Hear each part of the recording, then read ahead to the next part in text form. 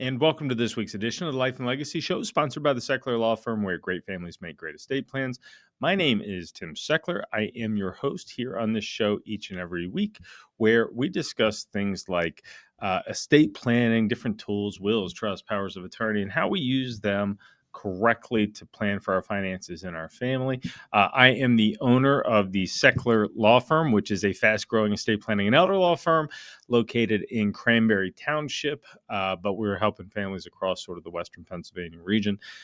We have a couple of offices now and several attorneys helping people, and we use this show to educate the public about some of the things that I think are important, some of the things that you may want to consider as part of your estate plan, as part of planning for your family, your finances.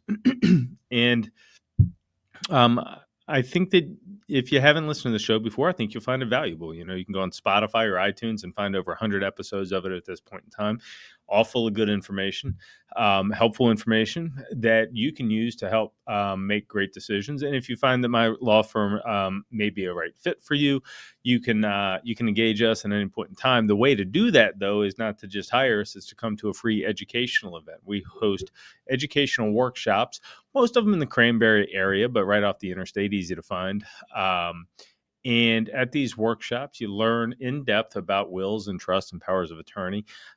I usually do them. Sometimes the other attorneys or team members do the workshops, but you can come and you can ask questions. You can understand how wills and trusts interact with things like taxes and long-term care and asset protection, and how you can set your family up with a fantastic estate plan that protects your legacy, your interests, and does what you needed to do. And so, what are we really talking about in a lot of these situations? Is we're talking about legacy planning, right?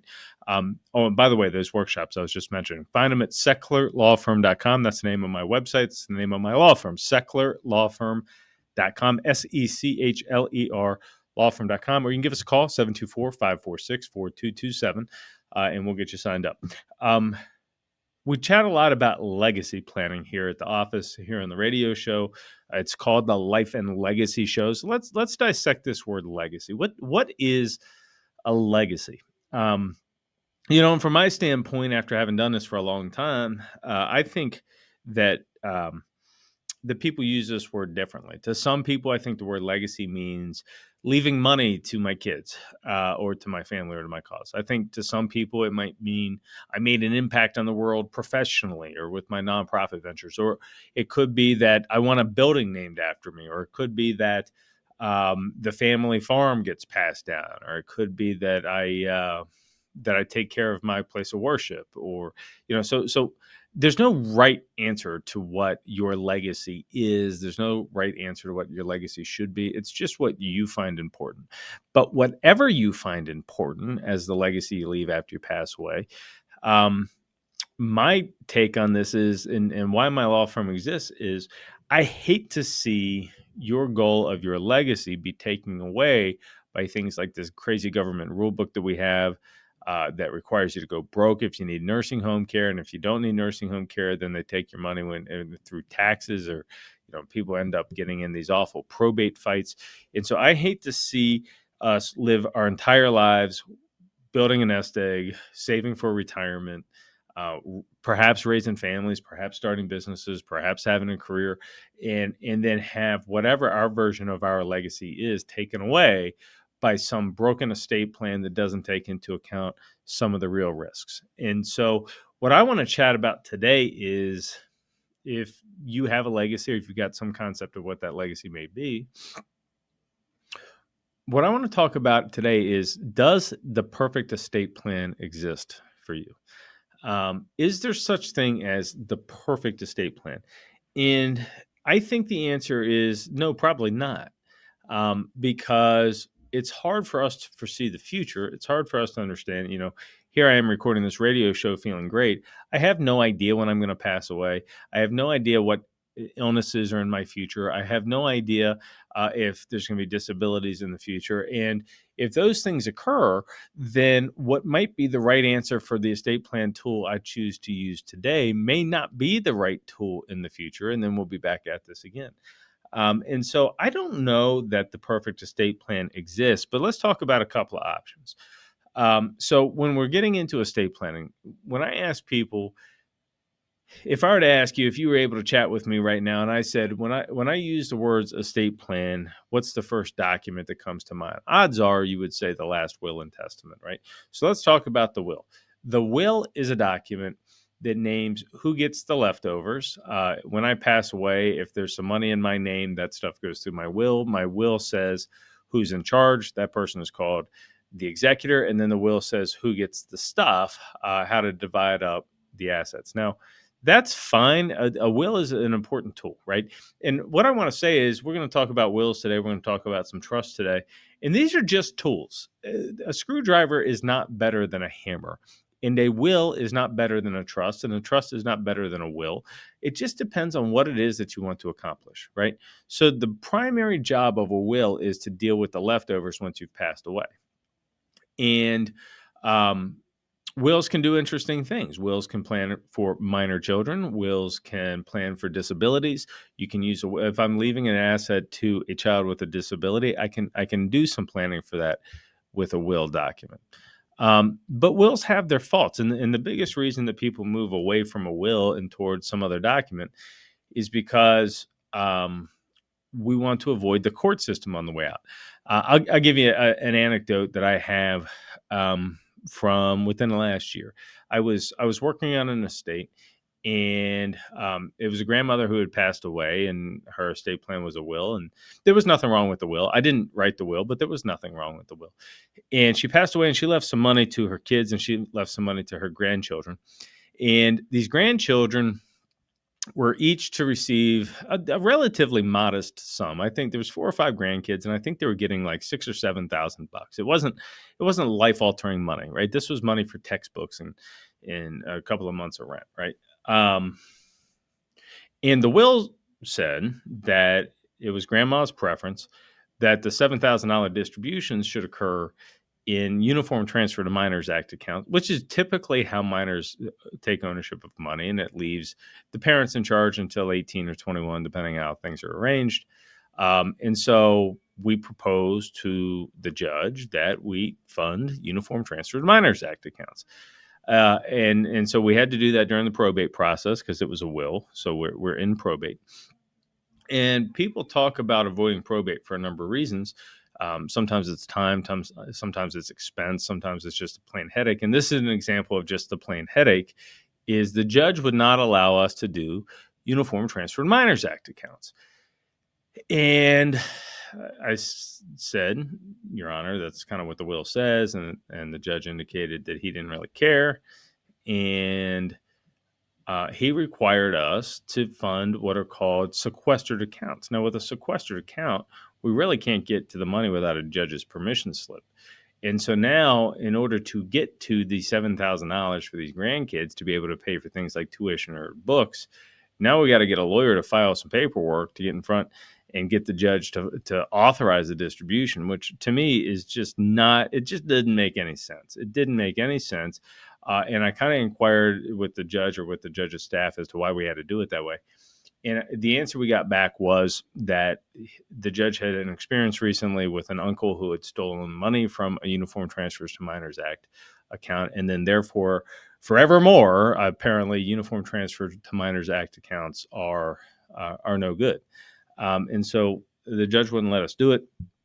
And this is going to create in my opinion, a fairly tremendous administrative burden on these kids to get the money that grandma left them. And here's the other thing. I suspect that if we could go back in time and ask grandma and explain that this is how things unfolded, and dear grandma, is this how you would want it to unfold? Grandma would probably say, no, let's just skip the kids and give all the money to their parents, and their parents will take care of them, right? So there's, this process of administering a will through the courthouse, in a lot of families, we don't really need the court's help to get this done correctly, and it's time consuming, it's expensive. So a lot of families talk about avoiding probate. Now in our estate planning workshops, one of the things we talk about is avoiding probate. Now there's a couple of different ways to avoid the probate process.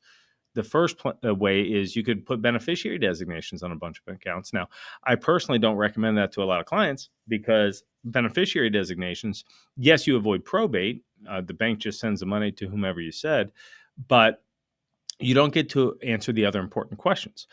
What happens if the person inheriting is young? What happens if the person dies before me? What happens if they're going through a divorce? What happens if they're disabled?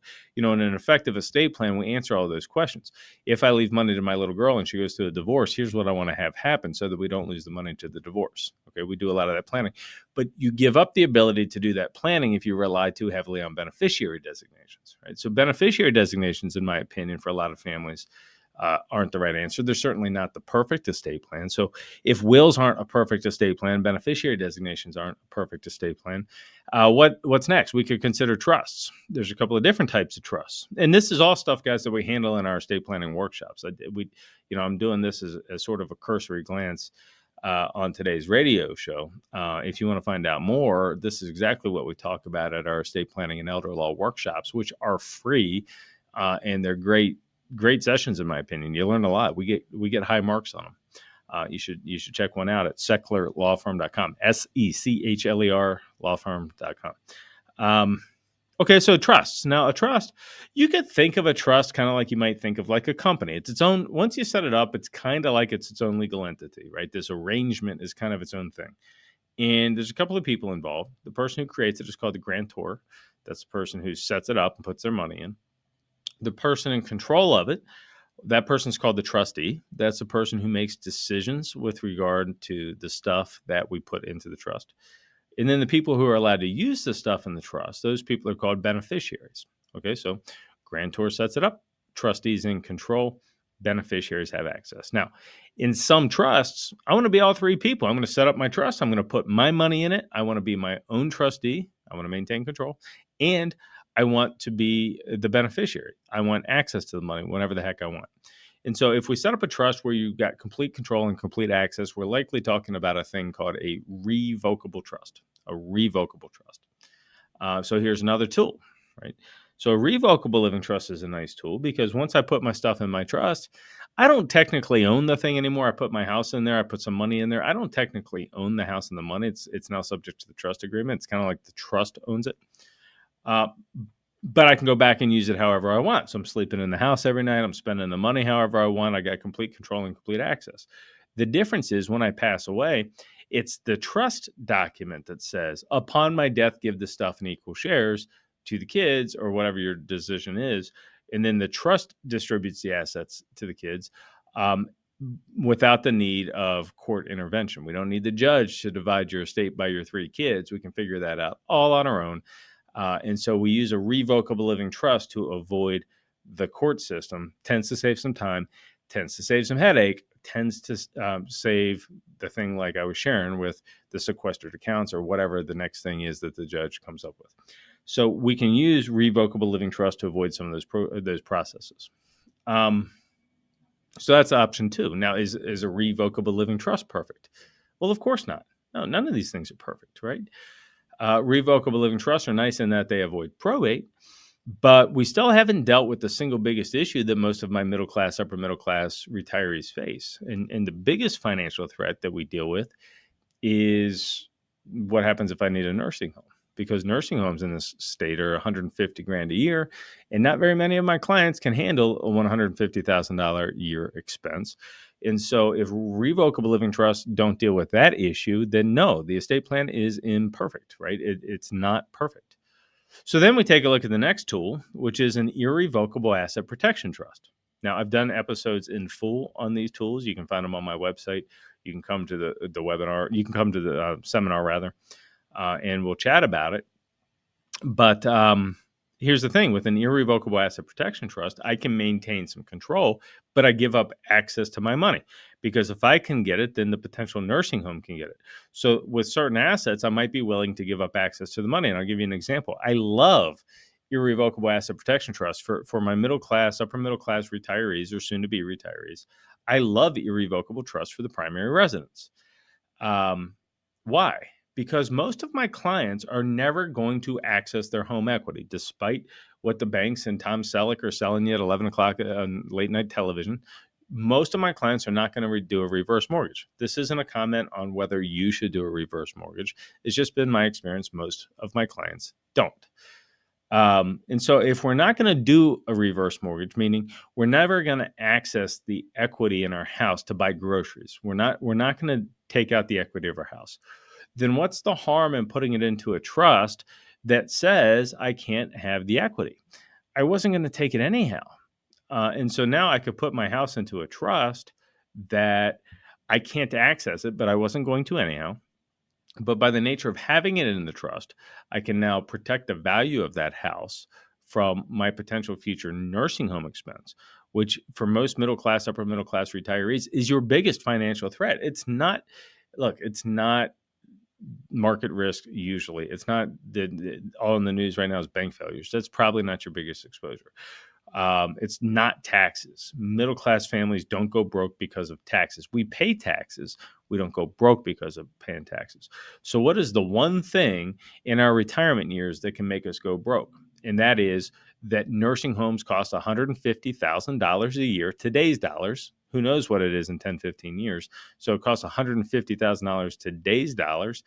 And Medicare, which is supposed to be our health care in our retirement years, just doesn't pay for it. They just simply say no, not eligible, or not a qualifying medical expense. And so here we have a system for seniors where the Alzheimer's Association is telling us that 1 in 3 seniors are going to have dementia. Medicare denies coverage. Medicare, that is supposed to be our healthcare system in retirement, just doesn't pay for this stuff. And nursing homes cost 150 grand a year. So you multiply that together, 1 in 3 chance times 150 grand per year, and Medicare is not going to help me.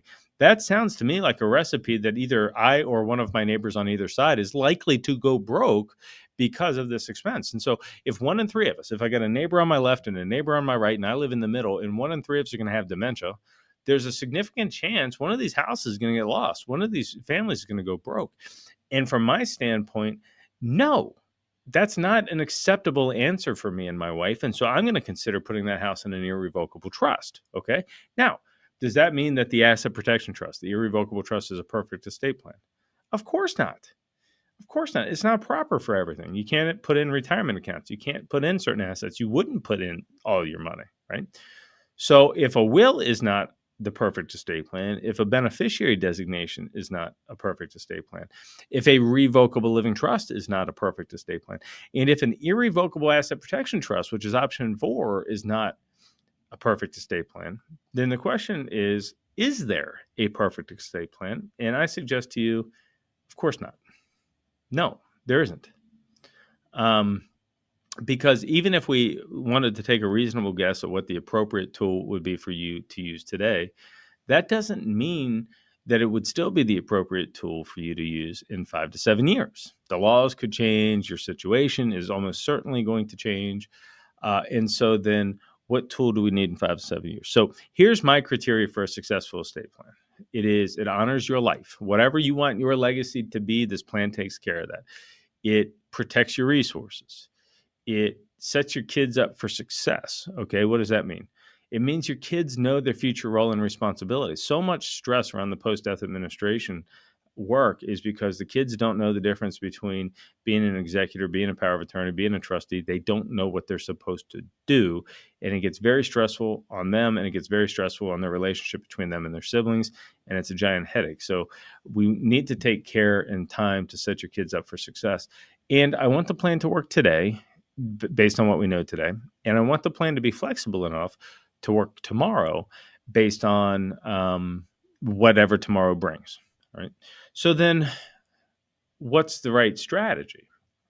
Here is one of the reasons that I think a lot of estate plans fail is because most estate planning law firms, if we're doing planning for middle class, upper middle class families, and this is different for wealthier families, this is different for younger families. What I'm talking about is planning for middle class, upper middle class, retirees or soon to be retirees. What most law firms are going to do is you're either going to get a simple will, and you could get a simple will for a couple of reasons. One of which is that the lawyer has no idea what he's doing or she's doing, right? You could go to a lawyer who does traffic tickets on Monday, divorces on Tuesdays, criminal law on Wednesdays. They write wills on Thursday and they golf on Friday. Right? That person has never read a trust. that person has never written a trust, and you are not going to get a trust from that attorney. The second thing that could occur is you might go to somebody who focuses on high net worth tax planning. And if you end up doing high net worth tax planning and you're not high net worth, the answer seems to me to be that a lot of the time they just give you a will. It's kind of like, here's your will, get out of my office. And well, no, wait a minute. I've got goals and desires. Just because I don't have $20 million doesn't mean I don't have goals and desires.